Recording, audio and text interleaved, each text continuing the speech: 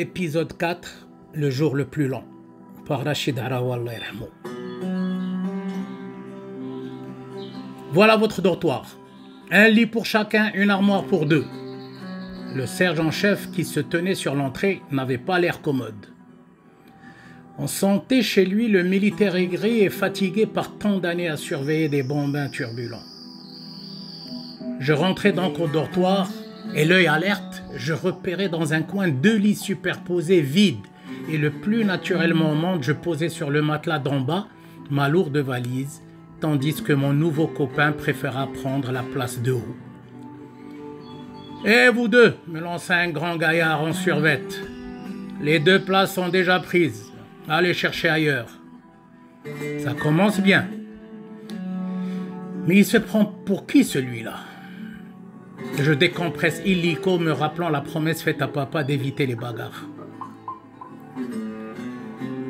L'élève qui m'attensait de la sorte est actuellement un officier supérieur de la garde royale dont je garde toujours son amitié indéfectible.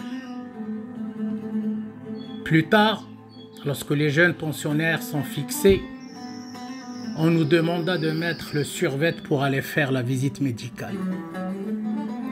J'avais remarqué que nos surveillants, à chaque fois que nous devions nous déplacer, nous donnaient l'ordre de se mettre 2 par 2 et marcher en ordre. Ma visite médicale se déroula normalement, sauf que un infirmier, l'œil alerte et vif, remarqua une légère déformation dans ma cheville gauche due à une ancienne fracture suite à une chute d'un arbre. De retour de l'infirmerie, on nous ordonna d'aller à la lingerie pour récupérer le fameux pactage, les couvertures, la blouse grise, la tenue bleue de travail et les 2 fameuses chaussures. « Quand est-ce qu'on mange ?» me demandait sans arrêt un autre élève excédé par le déroulement rapide des opérations de distribution.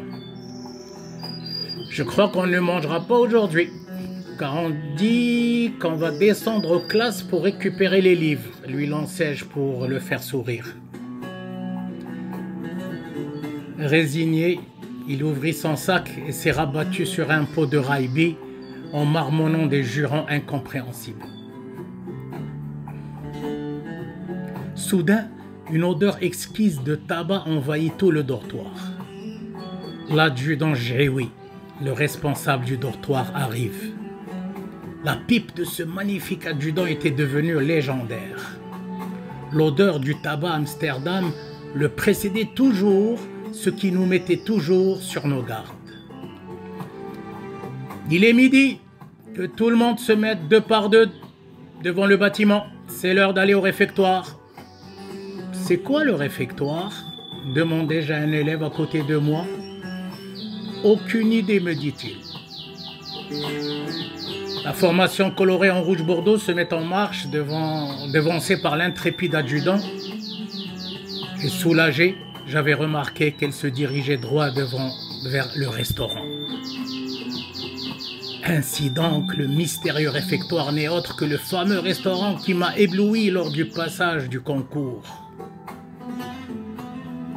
Une très forte odeur de cuisson régnait sur le lieu. Nous devions nous mettre 8 par table. C'est drôle, mais la première configuration des convives autour des tables était le déclic pour renouer des amitiés et des complicités. Des amitiés qui se sont amplifiées au cours du temps, enrichies et commuées en fraternité indéfectible.